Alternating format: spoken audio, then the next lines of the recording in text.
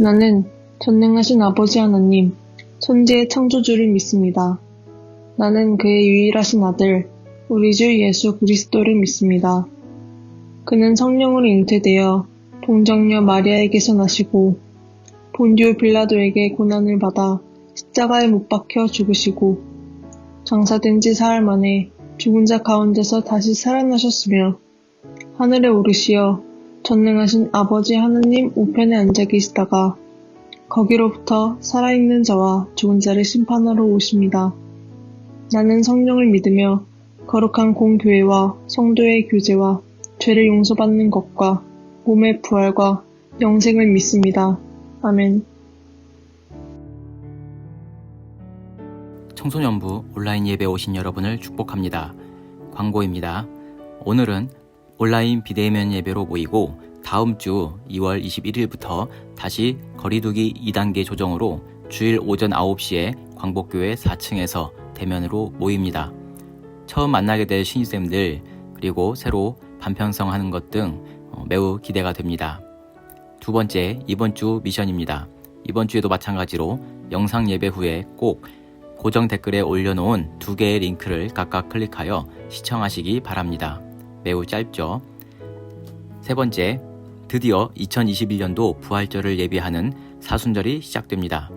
사순절이란 부활절을 맞이하는 주일을 제외한 40일간을 말합니다. 이 기간 동안에 그리스도인들은 하나님께서 베풀어 주신 구원과 사명을 묵상하며 경건한 생활을 실천합니다. 올해 사순절은 2월 17일 수요일부터 4월 3일 토요일까지입니다. 우리 광복교회 청소년부의 사순절은 다음과 같이 기념하겠습니다. 자, 사순절 40일간의 성경 여행. 우리 청소년부는 이번 사순절을 맞아 성경 각권의 개요를 탐구하고자 합니다.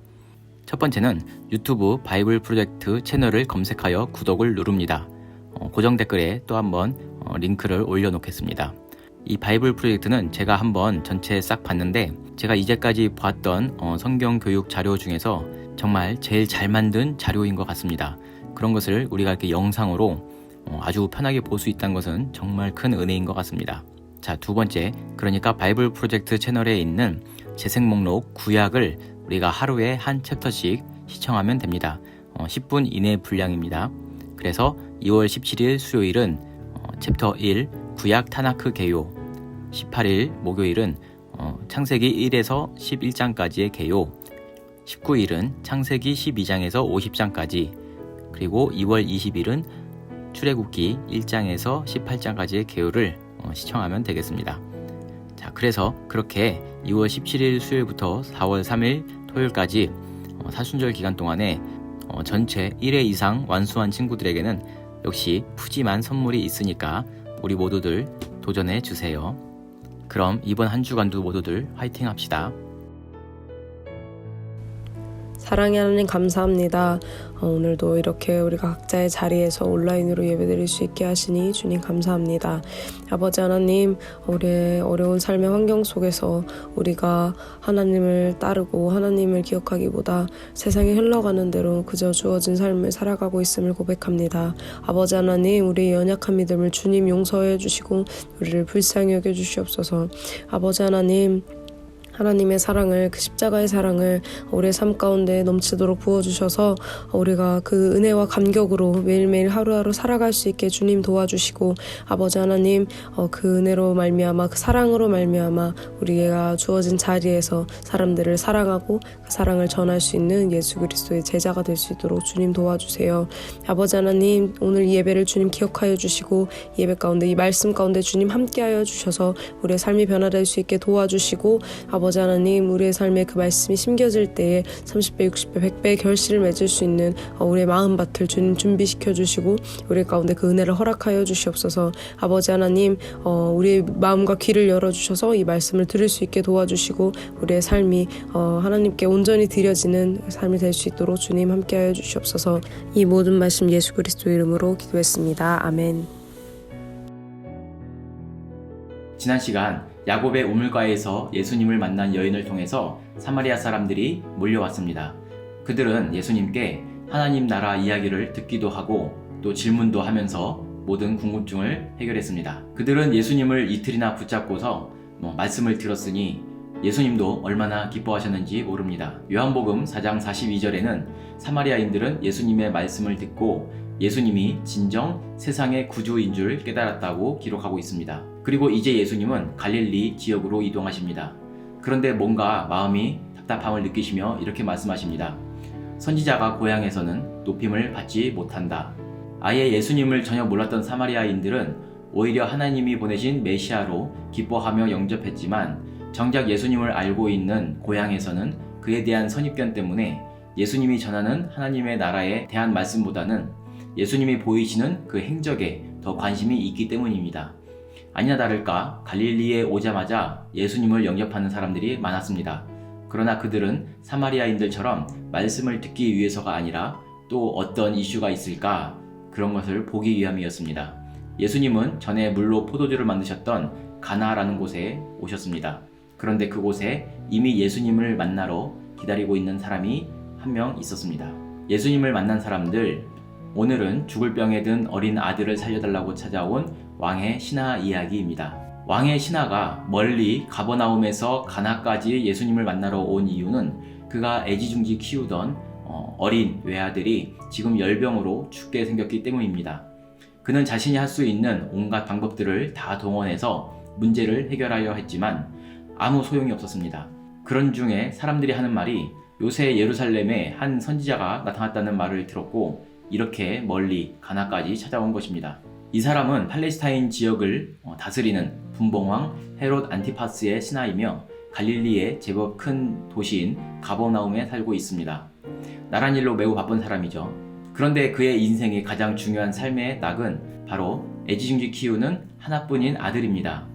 아들에게 좋은 것을 가르치고 또 좋은 옷을 입혀주고 좋은 것을 먹이면서 그는 좋은 아빠라는 그 삶의 목적을 이루고 있었습니다. 그런데 그만 그 하나뿐인 어린 아들이 열병으로 죽게 생긴 것입니다. 아무리 좋은 약을 쓰고 또 좋은 의원들을 다 불러와도 아이가 전혀 나아지지 않습니다. 그의 삶은 갑작스럽게 불행해지고 또 그의 영혼은 절망과 공포에 휩싸이게 된 것입니다. 사람은 무엇인가를 얻었을 때의 그 기쁨보다 잃었을 때의 상실감을 더 크게 느낀다고 합니다. 성경에서도 여러 번 등장하지만 사람이 겪는 가장 고통스러운 상실감은 하나뿐인 자식을 잃은 것이라고 할 수 있습니다. 그래서 오늘의 장면은 하나뿐인 아들이 죽어가는 것을 그저 바라볼 수밖에 없는 한 아버지의 모습입니다. 그는 예수님께 정중히 청하기를 지금 바로 가버나움으로 내려가서 거의 죽게 생긴 자기의 아들의 병을 고쳐달라고 합니다. 그런데 예수님은 이번에도 이상한 대답으로 반응하십니다. 너희는 표적과 기사를 보지 못하면 도무지 믿지 않는구나. 그 신하는 정말 다급합니다. 아들이 죽기 전에 꼭 해결해야만 합니다. 그러니 아이가 죽기 전에 내려오소서라고 간청합니다. 오늘 예수님을 찾아와 자기의 죽어가는 아들을 고쳐달라고 간청하는 왕의 신하 이야기, 그 본문 요한복음 4장 50절에서 54절을 함께 읽도록 하겠습니다. 요한복음 4장 50절에서 54절까지의 말씀을 함께 읽도록 하겠습니다. 예수께서 이르시되 가라 내 아들이 살아있다 하시니 그 사람이 예수께서 하신 말씀을 믿고 가더니 내려가는 길에서 그 종들이 오다가 만나서 아이가 살아있다 하거늘 그 낫기 시작한 때를 물은즉 어제 7시에 열기가 떨어졌나이다 하는지라. 그의 아버지가 예수께서 내 아들이 살아있다 말씀하신 그때인 줄 알고 자기와 그 온 집안이 다 믿으니라. 이것은 예수께서 유대에서 갈릴리로 오신 후에 행하신 두 번째 표적이니라. 아멘. 그는 예수님이 얼른 가버나움으로 내려가서 그 아이의 머리에 안수를 하시며 간절하게 기도하실 것으로 예상했습니다. 그런데 전혀 그 예상과는 달리 예수님은 그 왕의 신하에게 말씀하시기를 가라 내 아들이 살아있다 하십니다. 우리가 보기에 아니 어린아이가 죽게 생겼는데 예수님 너무 매정하신 것 아닌가, 자식 죽어가는 아버지의 심정을 그리도 몰라주시나 라고 생각할 수 있습니다. 그러나 엄연히 예수님의 목적지는 가나에 있는 것이지 가버나움은 아직 아니었습니다. 예수님의 목적은 하나님의 나라를 전하며 선포하는 것에 있는 것이지 사람들의 문제를 일일이 다 해결해 주는 것은 아닙니다. 여러분, 이것은 굉장히 중요합니다. 사람들은 내 눈앞에 닥친 문제만을 바라보지 그 문제의 원인에 대해서는 잘 생각하지 못합니다. 우리의 현실적인 문제, 먹고 사는 문제나 죽고 사는 문제보다 더 우선순위는 내가 구원받은 하나님의 자녀인가 라는 영적인 문제입니다. 예수님이 신하의 마음을 몰라준 것이 문제가 되는 것이 아니라 사람들이 예수님에 대해 모른다는 것이 더 큰 문제라는 것입니다. 왕의 신하는 예수님에 대해 아무리 크게 봐야 이스라엘 역사에 내려오는 모세나 엘리야 같은 선지자 정도였을 것입니다. 그 선입견이 오히려 예수님을 똑바로 알지 못하게 하는 것입니다. 그래서 내려오세요 라고 2번이나 재촉한 것이고, 그리고 아이가 죽기 전에 라고 재촉한 것이 예수님의 능력을 자기 스스로 제한했다고 볼 수 있습니다. 어쨌든 그는 더 이상 예수님을 설득할 수 없음을 깨달았습니다. 그저 예수님이 가라, 아이가 살아있다 라고 하시니까 그게 사실인지 아닌지 반신반의하면서 확인하러 가는 것이죠. 그러니까 49절에서 그가 예수님을 주여라고 부른 것은 진짜 주님이여 라고 부른 것이 아니고, 또 50절에 믿고 가더니 라고 한 것은 진짜로 믿은 것이라고 할 수 없습니다. 어쩔 수 없이 예수님 말씀대로 가버나움으로 내려가는 중에 그의 종들이 오는 것을 만났습니다. 그런데 그들이 말하기를 아이가 살아있다는 것입니다. 확인하기 좋아하는 그는 아이가 낫기 시작한 때를 물어봤습니다. 그랬더니 어제 7시에 열기가 떨어졌다고 합니다. 그래서 왕의 신하가 생각해보니까 그때가 바로 예수님이 가라, 내 아이가 살아있다 라고 말씀하신 그때인 것을 알게 된 것입니다. 어제 7시, 우리로 치면 어제 오후 1시라고 할 수 있습니다. 이스라엘의 이 시간 개념은 아침 6시에부터 이제 1시, 2시, 3시 이렇게 시작되기 때문이죠. 자, 요한복음에서는 여러 군데에서 의도적으로 예수님과 이 완전수라는 7이라는 숫자를 연결시킵니다.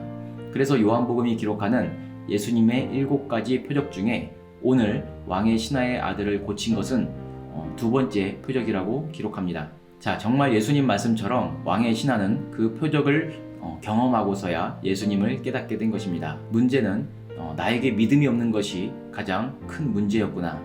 예수님은 굳이 가버나움에 내려오지 않으셔도 시간과 공간을 초월하시는 분이었으며 그의 타이밍은 완벽하시며 그는 나같이 믿음 없는 사람에게도 은혜를 베풀어 주시는구나. 물이 포도주로 변한 것과 마찬가지로 믿음의 눈이 떠져서 보이는 나라의 왕을 섬기던 신하가 보이지 않는 나라의 왕을 섬기는 종이 된 것입니다. 그렇게 왕의 신하는 비로소 예수님을 진정한 주님으로 인정합니다. 다시 예수님을 만나지 않더라도 계속해서 그분을 믿기로 합니다.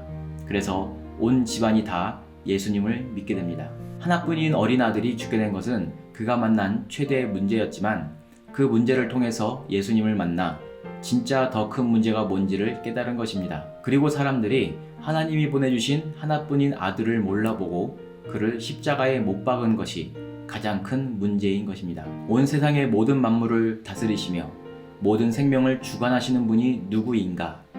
그 질문에 왕의 신하는 그분이 바로 예수님이라고 오늘 우리에게 증언하는 것입니다. 그 주님의 성품과 그 능력과 그 사랑을 아는 것이 우리에게 가장 우선되는 과제입니다. 그러니까 우리 청소년부 여러분들도 이번 부활절기를 준비하면서 사순절 기간 동안 그 40일간의 기간 동안에 과연 하나님이 이 성경을 통해서 우리에게 무엇을 말씀하고자 하시는가, 그것을 우리가 잘 배우면서 따라가는 우리들이 되어야겠습니다.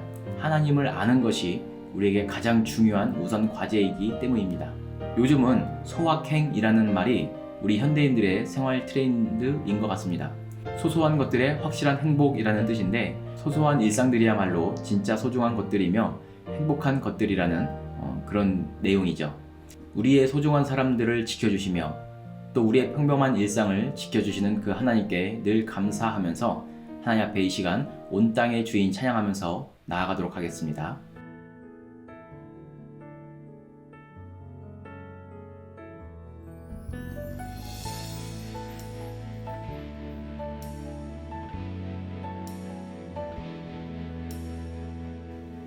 온 땅의 주인 되신 주님이 내 이름 아시며 상한 맘 돌보네.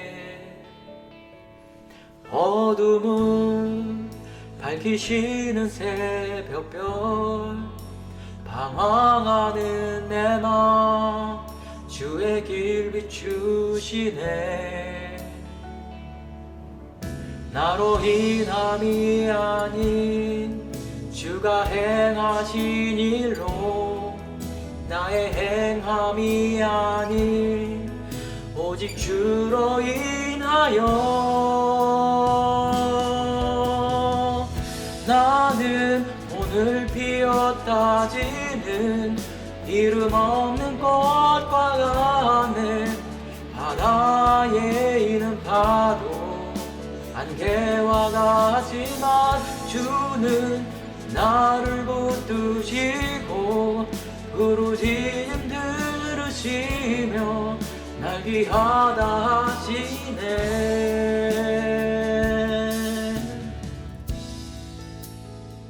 주님은 나의 죄를 보시고 사랑의 눈으로 날 일으키시네. 바다를 잠잠하게 하시듯 내 영혼의 폭풍 고요케 하시네.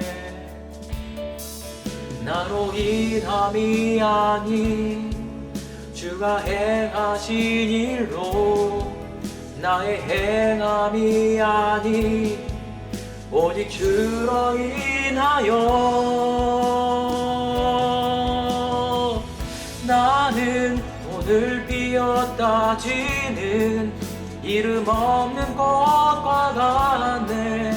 바다에 있는 파도 안개와 같지만 주는 나를 붙드시고 부르짖음 들으시며 날 귀하다 하시네. 나는 오늘 피었다 지는 이름 없는 꽃과 같네. 바다에 있는 파도 안개와 같지만 주는 나를 붙드시고 부르짖음 들으시며 날 귀하다 하시네. 나는 오늘 피었다 지는 이름 없는 꽃과 같네. 바다에 있는 파도 안개와 같지만 주는 나를 붙드시고 부르짖음 들으시며 날 귀하다 하시네.